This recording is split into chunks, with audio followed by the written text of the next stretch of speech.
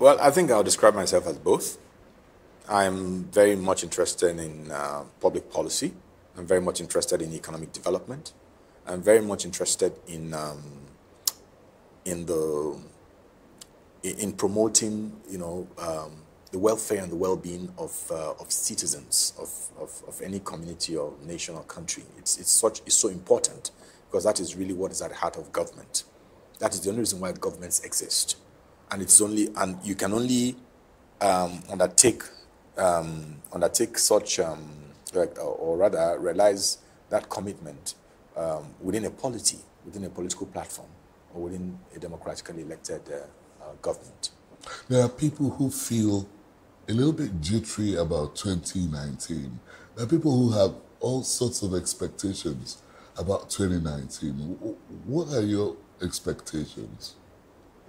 My wish for the 2019 elections is that our nation goes through the 2019 elections in a very peaceful manner. I believe that our democracy has deepened. I believe that our democracy is maturing. And the fact that we now have 19 years of uninterrupted democratic rule is a huge statement in itself. The fact that we transited from one party to the other in the last election in a very peaceful atmosphere was a major statement about the state of our democracy and the maturity of the political class. And so for 2019, I expect nothing less. I expect absolutely nothing less. Okay. I expect the political class to conduct themselves in the most responsible manner, keeping state above self. I believe, like former President Jonathan Goodluck said, there is no ambition that is worth human blood. And any politician who loves his or her followers must want them alive in order for him or her to be able to serve them. A little bit on your private life. Once you were thought to have been kidnapped? Well, first of all, I was not kidnapped. There was absolutely no attempt to kidnap me. I was on the Abuja-Kaduna road at the time that the Abuja airport was undergoing the refurbishment. And I had a breakdown. Your vehicle? Yes, broke down on the road. And whilst I was waiting for help, a team of police, the patrol, encountered us and graciously helped us to the nearest settlement. And they were so kind. They were so professional. They didn't quite recognize me. They just said, "Sir, please, this is not a safe place. We need to tow this vehicle to our base. It's just about 1 kilometer from here," and which they did. And I'll say this, I thought that I should thank them.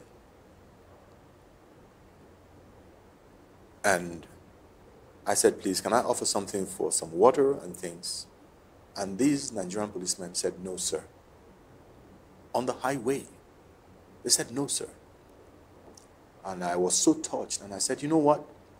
You know, there is this tendency for us to complain about everything under the sun in Nigeria. We complain about every institution. And I thought that the nation should know that I encountered these kinds of people, and that these are Nigerian policemen." So I said, "Gentlemen, please, can I have a photo with you?" They obliged. And I said, "Oh, policemen to the rescue, Abuja, Kaduna Road." And within seconds, someone took it up and said, "Oh, Frank Nweke had been rescued from kidnappers." And before you knew it, friends from far and near, across the nation, from my classmates from around the world, everybody was calling, "Oh, are you okay? Are you safe? What happened?" and things. It was a complete nightmare.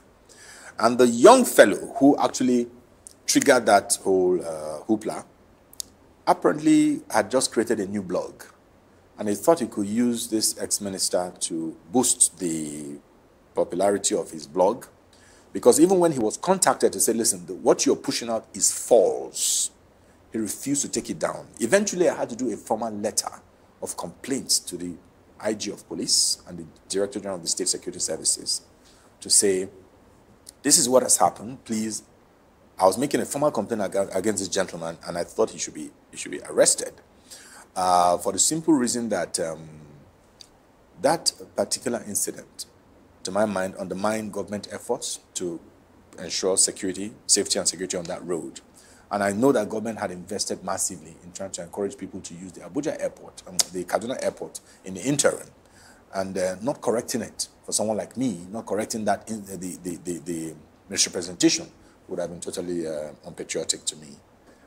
So that's the fact as regards that incident. That was first fake news on the Honorable direct personal fake news. Direct personal fake news. It was terrible. Right, you are about to go on a castaway journey to an island. Let's say somewhere, in Badagry or so. And you're allowed only 5 items with you. Not your wife, but 5 most important items you take along with you. Okay. And the journey is not avoidable. No, you don't have avoidable. To go. Just only 10 days. Just only 10 days. Okay, well, first of all, I'll need a compass.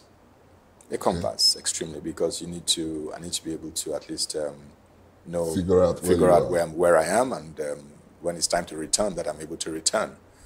I would go with a cell phone if it's allowed. A cell phone is extremely important. I would probably need a blanket as well. I'll need a Bible. Is that not 5 already? Right? That is 4. That's 4. That's 4, yeah. And how many did you say I should bring? 5. 5. And then, of course, I'll need to eat. And so I'll need a small pack of, some pack of supplies, right? There are no kids running around the house, or is it just for the purpose of the interview that you ask them out? Or my family reside in Abuja. And so, of course, schools are in session. My wife works. So I'm back home here, just walking out of here trying to tidy up a couple of things.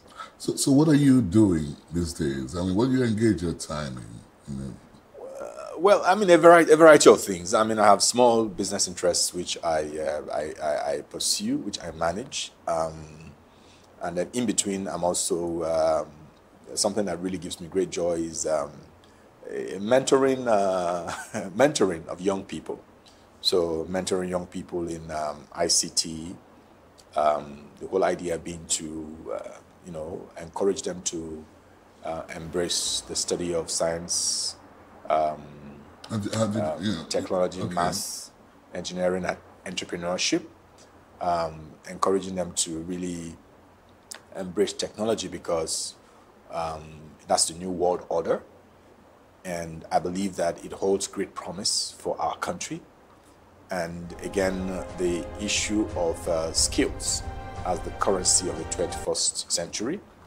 And more importantly, that whatever talent you might have, the value at which it's going to be exchanged depends on the skill that you develop from that talent. It's been nice talking to you. I wish I could tell you the same. You're mean. Thank you very much for affording us your time. Thank you. Thank you so much. That's been Frank Mweke II, former Minister of Information here in Nigeria. And of course, it's been The Chat. I am Manny. Take care of yourselves. The Chat is produced by Channels Television.